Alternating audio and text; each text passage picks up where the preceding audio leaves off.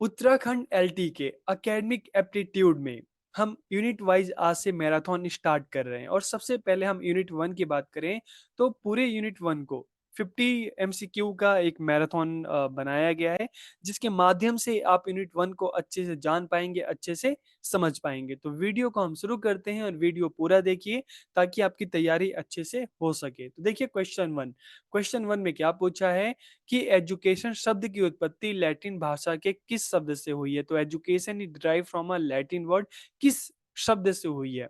ड्यूसर से हुई है, डॉक्ट्रेन से हुई है, एजुकेट से हुई है, एजुकेटम से हुई है, किस से हुई है? तो राइट आंसर क्या है? ए बी सी डी, मतलब एक दो तीन चार। तो राइट आंसर क्या है? यहाँ पर है फोर, एजुकेटम। तो देखिए यहाँ पे दो चीजें हमें पता चली कि एजुकेशन शब्द की उत्पत्ति लैटिन भाषा से हुई है। ठीक है, पहली चीज पता चली लैटिन भाषा से हुई है और दूसरा पता चला कौन सा शब्द है? एजुकेटम से। ठीक है, आगे हम बढ़ते हैं क्वेश्चन नंबर टू। अब क्वेश्चन नंबर टू में क्या पूछा है कि फिलोसफी शब्द की उत्पत्ति किस भाषा से हुई है? From which language did the word philosophy originate? Latin से हुई है, इंग्लिश से हुई है, फ्रेंच से हुई है या ग्रीक से हुई है? किस भाषा से हुई है? तो राइट आंसर यहाँ पर क्या है? ग्रीक। ठीक है, तो ग्रीक भाषा से फिलोसफी, इंग्लिश का जो शब्द है फिलोसफी, तो ग्रीक भाषा से इसकी उत्पत्ति हुई है। ओके, आगे हम बढ़ते हैं क्वेश्चन नंबर थ्री।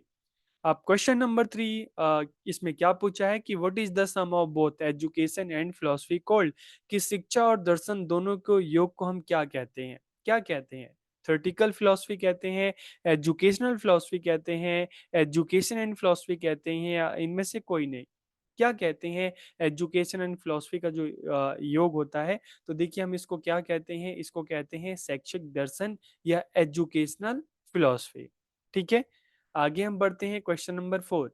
अब क्वेश्चन नंबर फोर में क्या पूछा है कि फिलोस शब्द का क्या अर्थ है? तो यहाँ पर पूछा है फिलोसफी का जो फिलोस है उसका क्या मीनिंग है, क्या अर्थ है? उसका अर्थ नॉलेज है, उसका अर्थ लव है, प्रेम है, उसका अर्थ फिलॉसफी है या फ्रीडम है? क्या अर्थ है? तो देखिए जब हम फिलॉसफी में फिलॉस की बात करते हैं ना, तो फिलॉस का क्या अर्थ होता है? फिलॉस का अर्थ होता है लव, प्रेम। ठीक है, आगे हम बढ़ते हैं क्वेश्चन नंबर फाइव। अब क्वेश्चन नंबर फाइव में क्या पूछा है कि फिलोसफी का जो दूसरा पार्ट है सोफिया, चलो फिलोस का तो हमें पता चल गया कि फिलोस का अर्थ होता है लव, प्रेम। तो सोफिया का क्या अर्थ होता है? विजडम होता है, जिसका हिंदी में कहेंगे ज्ञान बुद्धि विवेक, या लव, या रिस्पेक्ट, या इक्वलिटी। क्या अर्थ होता है?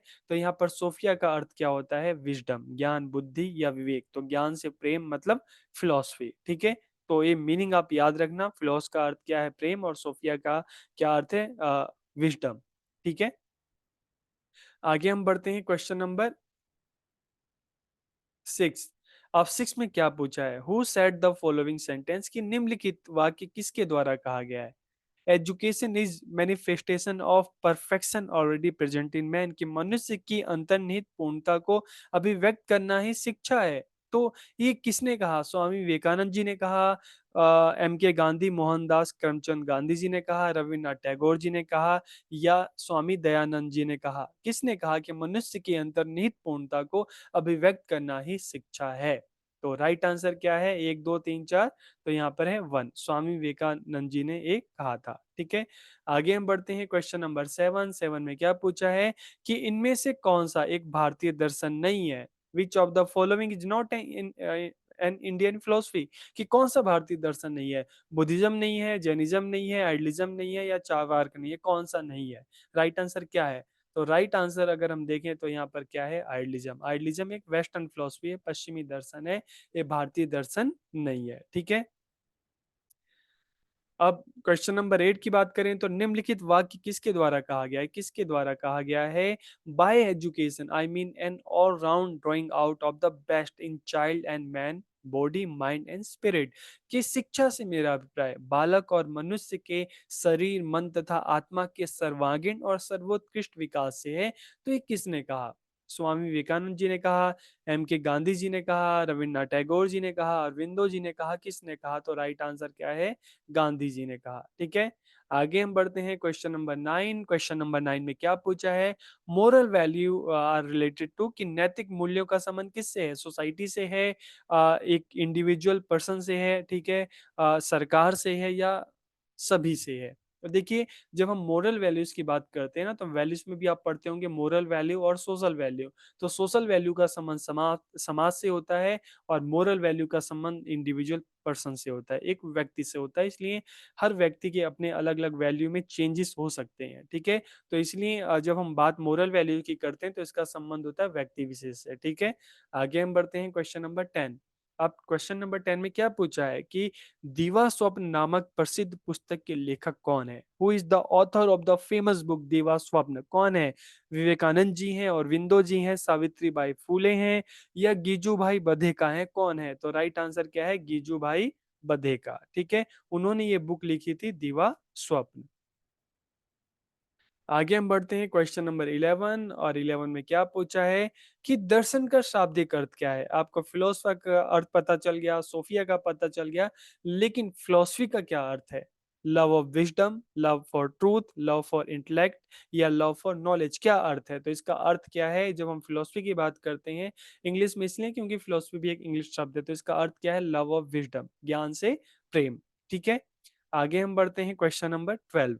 अब क्वेश्चन नंबर 12 में क्या पूछा है कि फिलॉसफी एंड एजुकेशन आर, शिक्षा और दर्शन, जब संबंध की बात करते हैं ना कि फिलॉसफी एंड एजुकेशन आर की शिक्षा और दर्शन है क्या है, डिफरेंट इन ऑल एस्पेक्ट, की हर पहलू में अलग हैं एक दूसरे से।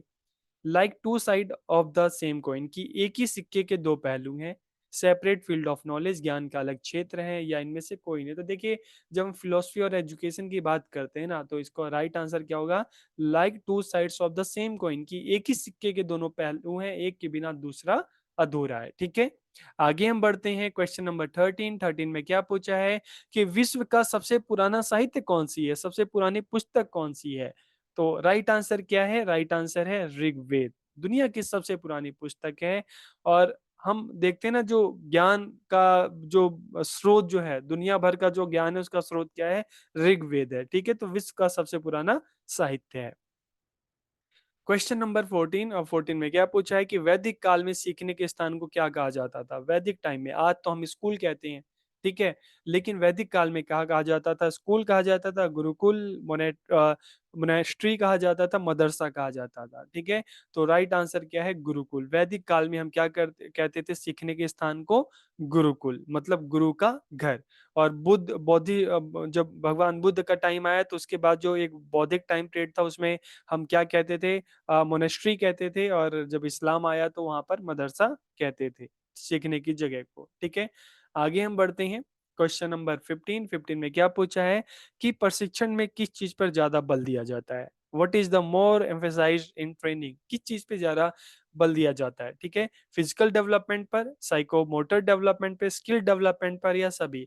तो देखिए, जब हम ट्रेनिंग की बात करते हैं तो उसका संबंध फिजिकल डेवलपमेंट भी है, साइकोमोटर डेवलपमेंट भी है, स्किल डेवलपमेंट भी है, तो मतलब राइट आंसर क्या होगा? 4, ठीक है?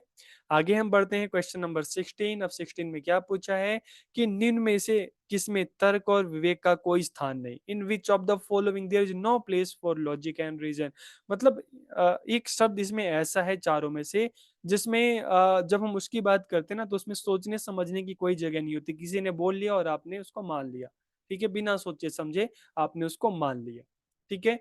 तो इस तरह से हम, जिसमें तर्क और विवेक का कोई स्थान नहीं होता, बुद्धि का कोई स्थान नहीं होता, कोई भी आपसे चीज़ बोलता है और आप उसको मान लेते हैं। जैसे छोटे बच्चों के साथ होता है ना, पेरेंट्स उनको डराने के लिए कह देते हैं कि भई उधर मत जाओ, उधर भूत है, उधर, इस तरह से चीज़ें हैं। और धार्मिक मामलों में भी काफ़ी चीज़ें हम ये देखते हैं। तो यहाँ पर जो राइट आंसर क्या होगा? इंडोक्ट्रिनेशन, मतारोपण, ठीक है? Question number 17। अब यहाँ पे क्या पूछा है कि अनौपचारिक शिक्षा प्राप्त होती है, इनफॉर्मल एजुकेशन रिसीव्ड फ्रॉम, कहाँ से प्राप्त होती है? स्कूल से, कॉलेज से, घर से, या यूनिवर्सिटी से? तो जब हम अनौपचारिक शिक्षा की बात करते हैं ना, तो कहाँ से प्राप्त होती है? घर, ठीक है? आगे हम बढ़ते हैं। तो घर से प्राप्त होती है, समाज से प्राप्त होती है अनौपचारिक शिक्षा। तो अब क्वेश्चन है कि औपचारिक शिक्षा कहाँ से प्राप्त होती है? फॉर्मल एजुकेशन रिसीव्ड फ्रॉम, तो जब अनौपचारिक तो हमें पता चल गया घर से होती है, ठीक है? तो औपचारिक कहाँ से होती है? औपचारिक होती है स्कूल से, ठीक है? तो राइट आंसर क्या होगा? स्कूल, विद्यालय। तो जब हम फॉर्मल एजुकेशन की बात करते हैं, तो स्कूल, कॉलेज, यूनिवर्सिटी, वहाँ से फॉर्मल एजुकेशन प्राप्त होती है। इनफॉर्मल की बात करते हैं, अनौपचारिक की बात करते हैं, तो घर हो गया, मीडिया हो गया, नेबरहुड हो गया, समाज हो गया, ठीक है? आगे हम बढ़ते हैं। क्वेश्चन नंबर 19 यहाँ पे क्या पूछा है कि विद्यालयों में विद्यार्थियों के बीच नैतिक और सामाजिक मूल्यों का विकास किसके द्वारा किया जाता है? In the schools moral and social values are developed among student through, किसके द्वारा किया जाता है? Curricular and co-curricular activities, पाठचर्या और सह पाठचर्या पाठ्यक्रम गतिविधियां। पाठचर्या मतलब पढ़ाई से संबंधित, और सह पाठ्यक्रम मतलब है कि खेल कूद बाकी जो एक्टिविटी होती है, ठीक है, या एग्जामिनेशन के थ्रू, या ओनली करिकुलर एक्टिविटीज के थ्रू, या सभी। तो यहाँ पर देखिए जो राइट आंसर होगा वो क्या होगा? स्कूल में जो मोरल वैल्यू डेवलप होती है ना, क्लास में भी होती है, और क्लास के बाहर जो अदर एक्टिविटीज होती हैं, खेल कूद म्यूजिक है, सारी चीजें इसमें भी होती है। तो राइट आंसर क्या होगा? 1, ठीक है। आगे हम बढ़ते हैं, क्वेश्चन नंबर 20। अब इसमें क्या पूछा है कि किस संशोधन द्वारा शिक्षा को मौलिक अधिकार के रूप में मान्यता दी गई? by which amendment education was recognized as a fundamental right? तो किस संशोधन द्वारा? तो देखिए सन 2002 में ना, 2002 में हमारे संविधान में 86 संशोधन हुआ, अमेंडमेंट हुआ, और इसके तहत एक नया आर्टिकल आया, आर्टिकल 21A, जिसमें शिक्षा को हमारा मौलिक अधिकार बना दिया गया, ठीक है। आगे हम बढ़ते हैं, क्वेश्चन नंबर 21। अब इसमें क्या पूछा है कि कौन सा अनुच्छेद शिक्षा को मौलिक अधिकार के रूप में सुनिश्चित करता है? Which article ensure education as a fundamental right? कौन सा आर्टिकल कहता है? तो राइट आंसर क्या है? आर्टिकल 21A, ठीक है, जो कब आया? 2002 में आया, और इस आर्टिकल ने किसको रिप्लेस किया था? इसने आर्टिकल 45 को रिप्लेस किया था, उसकी जगह आया था, ठीक है। आगे हम बढ़ते हैं, क्वेश्चन नंबर 22। अब इसमें क्या पूछा है कि निम्नलिखित में से किसने स्वीकार किया कि शिक्षा एक सामाजिक आवश्यकता है? रूसो ने, प्लेटो ने, एरिस्टोटल ने, जॉन डेवी ने, ठीक है। तो देखिए जब हम जॉन डेवी की बात करते हैं ना, या प्रैग्मेटिज्म की बात करते हैं, तो ये फिलॉसफी क्या कहती है कि शिक्षा एक सामाजिक प्रक्रिया है जो समाज में होनी चाहिए, ठीक है। तो इसीलिए जब शिक्षा को एक सामाजिक, मतलब शिक्षा को सामाजिक रूप से जोड़ा जाए, और अगर ऑप्शन में जॉन डेवी या प्रैग्मेटिज्म हो, तो राइट आंसर क्या होगा? यही होगा, जॉन डेवी, ठीक है, या प्रैग्मेटिज्म, ओके। आगे हम बढ़ते हैं, question number 23। Who was the author of the Republic? की द रिपब्लिक के लेखक कौन थे? रूसो थे, प्लेटो थे, एरिस्टोटल थे, जॉन डीवी थे, कौन थे? द रिपब्लिक जो पुस्तक है, इसके लेखक कौन थे? तो राइट आंसर यहाँ पर क्या होगा? 1 2 3 4, तो राइट आंसर है प्लेटो, ठीक है, कि प्लेटो जो थे द रिपब्लिक नामक की जो पुस्तक थी उसके लेखक थे। Question number 24। किसका मानना था कि विद्यालय बच्चों के लिए एक जीवंत प्रयोगशाला है, होनी चाहिए, ठीक है? who believed that the school should be a living lab for the children? किसने ये कहा कि जिस तरह से हम देखते हैं ना कि लैब में वस्तुएं जाती हैं, प्रोडक्ट जाते हैं, और एक अच्छी वस्तु आती है, ठीक है, तो उसी तरह से जैसे लैब के थ्रू वस्तुओं को और परफेक्ट बनाया जाता है, तो उसी तरह से किसने कहा कि स्कूल भी इस तरह के लैब होने चाहिए? पॉले फ्रेरे ने कहा, रूसो ने कहा, जॉन डीवी ने कहा, मारिया मोंटेसरी ने कहा, किसने कहा? तो राइट आंसर क्या है? जॉन डीवी, ठीक है। आगे हम बढ़ते हैं, क्वेश्चन नंबर 25। आदर्शवाद दर्शन का जनक किसे कहा जाता है? Who is called the father of idealism philosophy? किसे कहा जाता है? प्लेटो को, सोक्रेट को, सुकरात, एरिस्टोटल, अरस्तु, या कांट? किसे कहा जाता है? तो राइट आंसर क्या होगा? जब हम बात करते हैं फादर ऑफ आइडियलिज्म की बात करते हैं, तो राइट आंसर क्या होगा? प्लेटो, ठीक है। आगे हम बढ़ते हैं, क्वेश्चन नंबर 26। अब 26 में क्या पूछा गया है कि who has remark the leave the child alone? कि किसने टिप्पणी की कि बच्चों को अकेला छोड़ दो, बच्चों को उनकी प्रकृति के हिसाब से सीखने दो, बच्चा खुद से करेगा, खुद से सीखेगा, किसी तरह की बंदिश बच्चे पर नहीं होनी चाहिए, किसने कहा? और विंदो ने कहा, रूसो ने कहा, जॉन डीवी ने कहा, विवेकानंद जी ने कहा। तो देखिए राइट आंसर जो होगा वो रूसो ने, ठीक है, जो प्रकृतिवाद के समर्थक थे, नेचुरलिज्म में बिलीव करते थे, तो इन्होंने कहा कि बच्चों को अकेला छोड़ दो, बच्चा नेचर के बीच में, बच्चा अपने नेचर के अनुसार चीजों को सीखेगा, ठीक है। आगे हम बढ़ते हैं, question number 27। Which of the following philosophers gave importance to yoga in education? कि निम्न में से किस दार्शनिक ने शिक्षा में योग को महत्वपूर्ण स्थान दिया? टैगोर जी ने, रूसो ने, अरविंदो जी ने, गांधी जी ने, किसने? तो राइट आंसर क्या होगा? श्री अरविंदो, ठीक है। आगे हम बढ़ते हैं, क्वेश्चन नंबर 28। अब इसमें क्या पूछा है कि Vivekananda ji participated in the धर्म सम्मेलन ऑर्गेनाइज्ड इन शिकागो, यूएसए, ठीक है, इन कब? की हम स्वामी विवेकानंद जी की बात करते हैं तो हम सबको पता है कि वो शिकागो गए, अमेरिका में, ठीक है। वहाँ पे उन्होंने जो वहाँ की जो धार्मिक जो सभा थी उसको मतलब संबोधित किया, और उनका जो स्पीच था इतना ज़्यादा फेमस हुआ कि पूरे जो सभागार था सबने खड़े होके ताली बजाया। तो ये घटना कब की है? 1891 की है, 1892 की है, 1893 या 1894? 1891, 92, 93, 94 कब की है? तो ये घटना जो है सितंबर 1893 की है, ठीक है। आगे हम बढ़ते हैं क्वेश्चन नंबर 29। अब 29 में क्या पूछा है कि किसने कहा कि बच्चों को उनकी रचनात्मक विकास के लिए स्व प्रकाशन का अवसर दिया जाना चाहिए?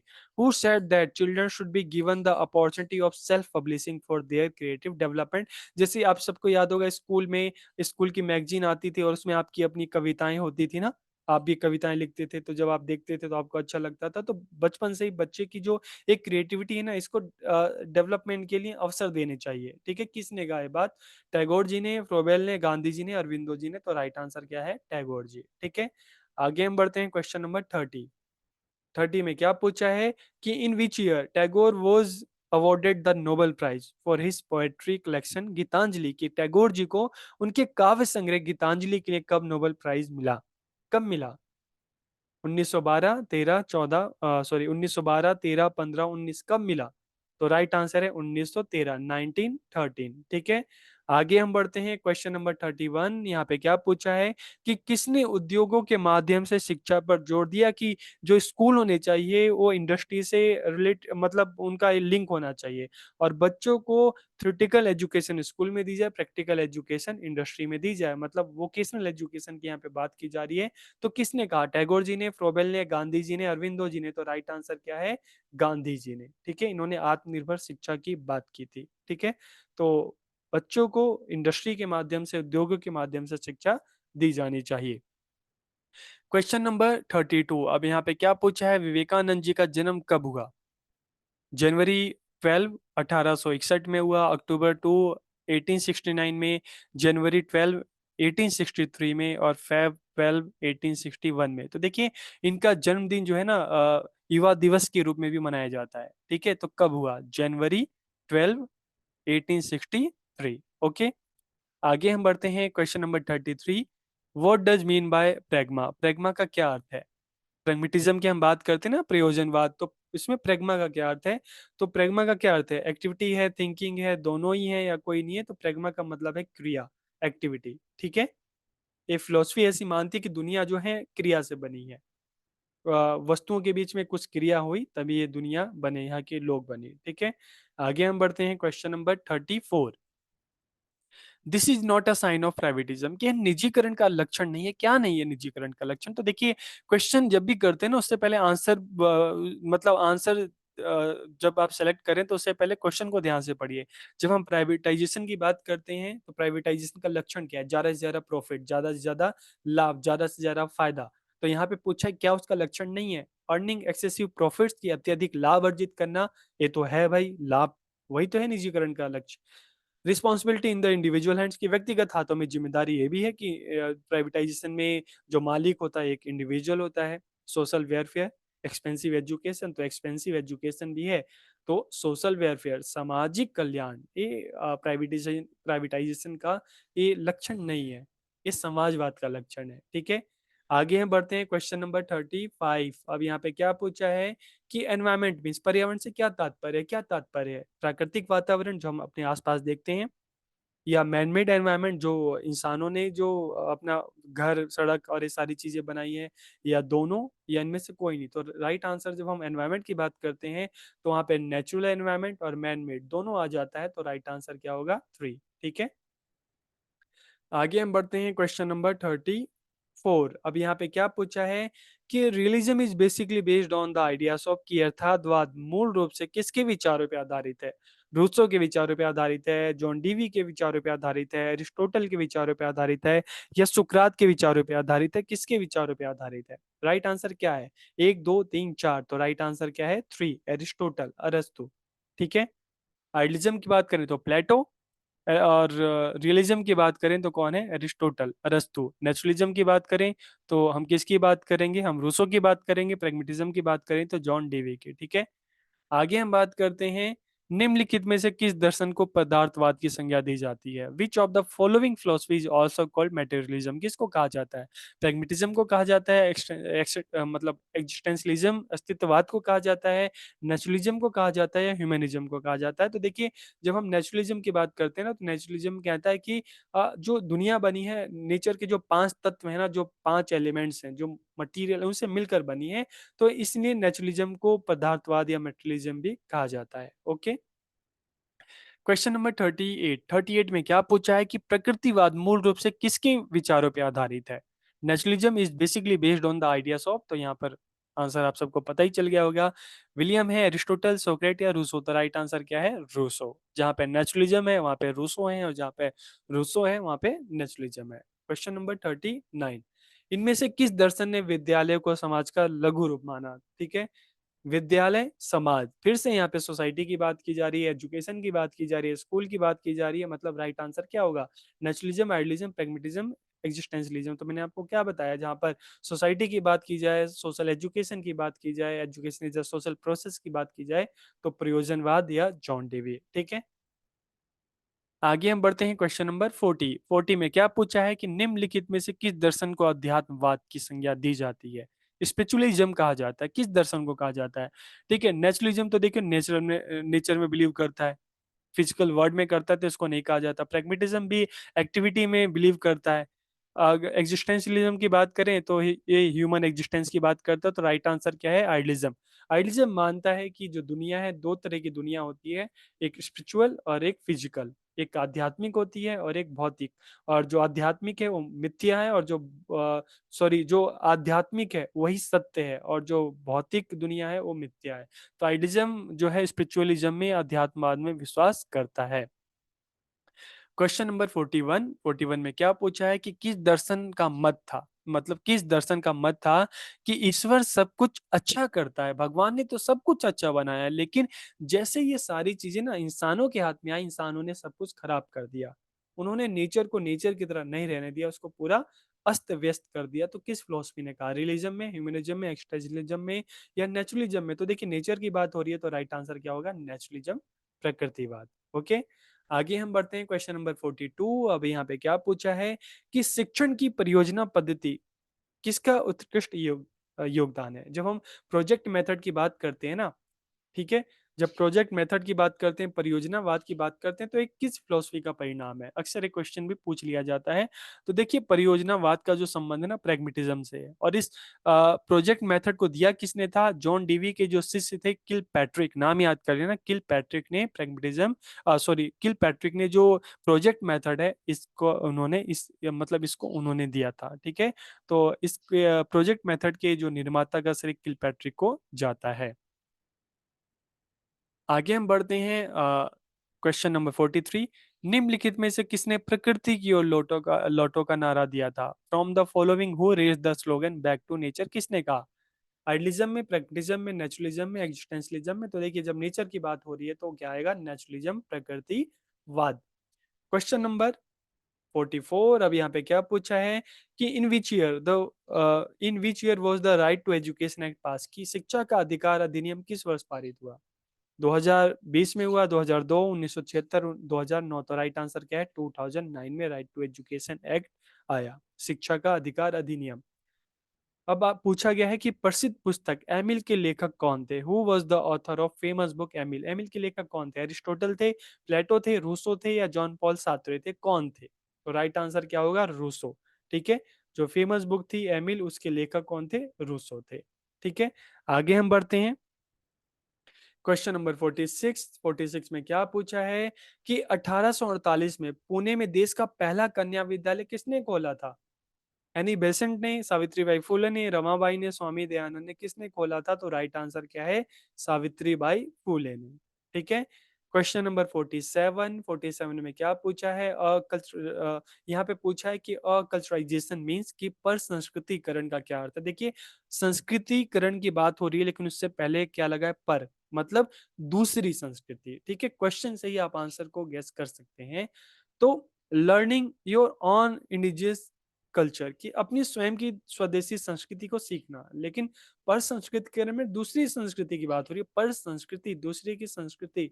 तो यहाँ पे राइट आंसर क्या होगा? लर्निंग अनदर कल्चर, किसी दूसरी संस्कृति को सीखना। तो इसे हम क्या कहेंगे? उसे ही हम पर संस्कृतिकरण या कल्चराइजेशन हम कहते हैं, ठीक है? क्वेश्चन नंबर 48, 48 में क्या पूछा है कि मल्टीलिंगुअलिज्म मीन्स कि बहुभाषा वाद से क्या तात्पर्य? बहुभाषा मतलब बहुत सारी भाषाएं, एक से ज्यादा भाषाएं, ठीक है? तो यूज ऑफ वन लैंग्वेज बिल्कुल नहीं होगा। Use of more than one language, both A and B. तो देखिए ए तो होगा नहीं, ठीक है? तो ये तो गलत हो गया। जब एक गलत हो गया तो तीसरा भी अपने आप गलत हो गया, ठीक है? तो यहाँ पर राइट आंसर क्या होगा? जब हम मल्टी लैंग्वेज की बात करते हैं ना, तो एक से ज्यादा भाषाएं सीखना, बोलना, ठीक है, हम कहते हैं मल्टी लैंग्वेज। आगे बढ़ते हैं। क्वेश्चन नंबर 49, भारतीय संविधान द्वारा कितनी भाषाओं को मान्यता प्रदान की गई है? ठीक है, कितनी भाषाओं को की गई है? 14, 22, 19 या 21? तो राइट आंसर यहाँ पर क्या होगा? 22। अब लास्ट क्वेश्चन, तो यहाँ पे क्या पूछा है कि आपातकाल के दौरान भी कौन से मौलिक अधिकार निलंबित नहीं किए जा सकते? Which fundamental rights cannot be suspended even during the emergency period? तो देखिए, इमरजेंसी पीरियड भारत की बात करें तो 1975 से 77, 2 साल का था, ठीक है? तो अब एक ही बार आया अभी तक। तो इसमें हम देखते हैं कि कौन से अधिकार जो है उसका बिल्कुल उसको हटाया नहीं जा सकता, सस्पेंड नहीं किए जा सकते। राइट टू स्पीच, ठीक है, इसको right to freedom of religion, right to equality, right to life and personal liberty. तो कौन सा अधिकार है जिसको आपातकाल के दौरान भी उसको हटाया नहीं जा सकता? तो राइट आंसर यहाँ पर क्या होगा? Right to life and personal liberty, जीवन और व्यक्तिगत स्वतंत्रता का अधिकार, ठीक है? तो देखिए, ये हमारा यूनिट 1 था और टोटल 50 क्वेश्चन का हमने तैयार किया था, ताकि आपकी जो यूनिट 1 है अच्छे से तैयारी आप उसकी कर सको। और कल हम यूनिट 2 के साथ आएंगे, ताकि आपकी यूनिट 2 जो है वो भी अच्छे से तैयारी आप उसकी कर सकें, ठीक है? तो अच्छे से तैयारी कीजिए। आप सभी को बहुत बहुत शुभकामनाएं।